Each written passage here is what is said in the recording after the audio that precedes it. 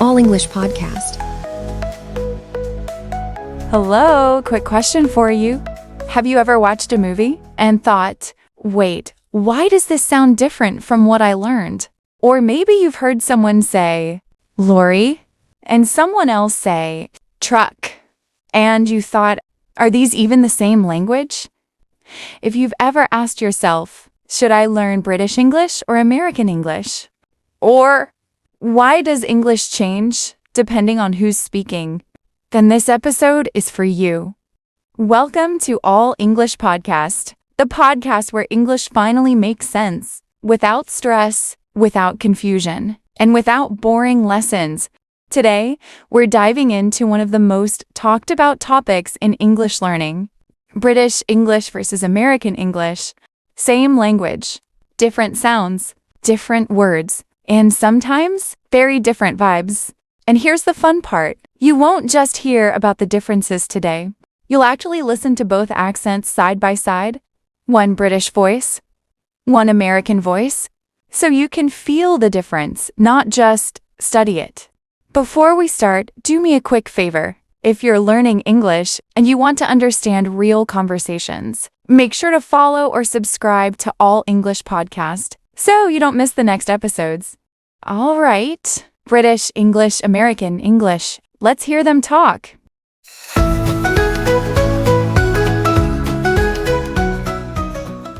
Hello, everyone. I'm speaking British English. And yes, I do sound a little different.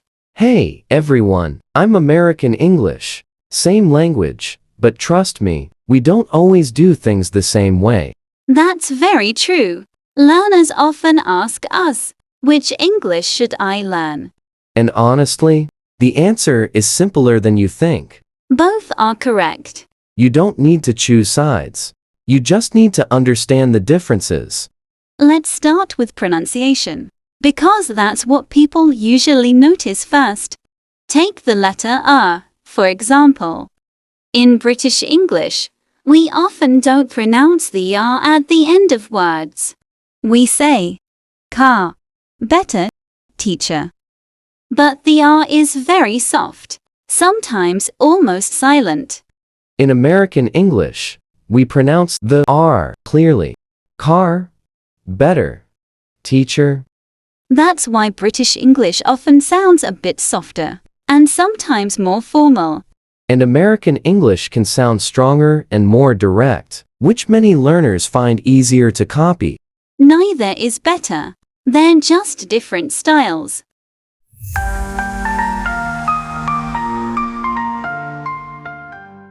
Now, let's talk about vocabulary. This is where things get fun. Imagine you're hungry. In Britain, I might say, I'm going to eat some chips. And I'd say, wait, you mean fries? Exactly.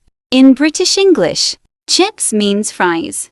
But in American English, chips are the crunchy snacks in a bag. Here's another one. Flat.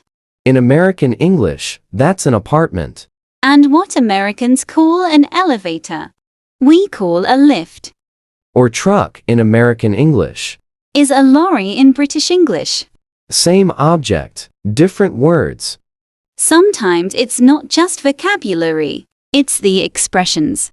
In Britain, we might say, I'm quite tired. But in American English, I'm pretty tired sounds more natural. When something is very good, a British person might say, that's brilliant.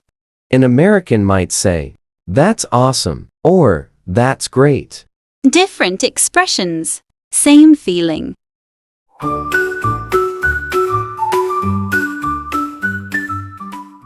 Spelling is another difference, especially in writing. For example, color, favorite, center. In American English, we simplify them. Color, favorite, center. Both spellings are correct. The key is consistency. Don't mix them in the same text. Here's a subtle one. In British English, we often say, I've just eaten. In American English, I just ate is very common. Both are grammatically correct. It's more about habit than rules. If you mostly watch American movies, listen to American podcasts, or plan to live in the US, American English might feel more natural for you.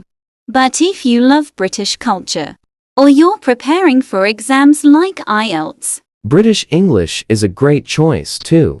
the most important thing is not the accent. It's understanding and communication. Remember this: English is not about sounding perfect. It's about being understood. Mixing accents at the beginning is completely normal. Fluency comes first, accent comes later.